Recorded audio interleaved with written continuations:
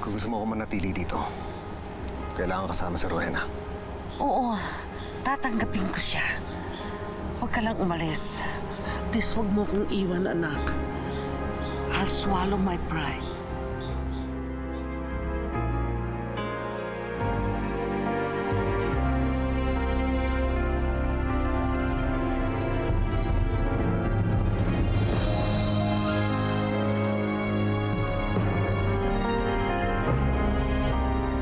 Ito ang guest room. At dito ka matutulog. Hindi sa silid ng anak ko. Let's keep up with the pretense that you are as pure as a driven snow, shall we? At walang makakaalam na buntis ka, you understand? Ha? Opo, Mama. Doña Consuelo,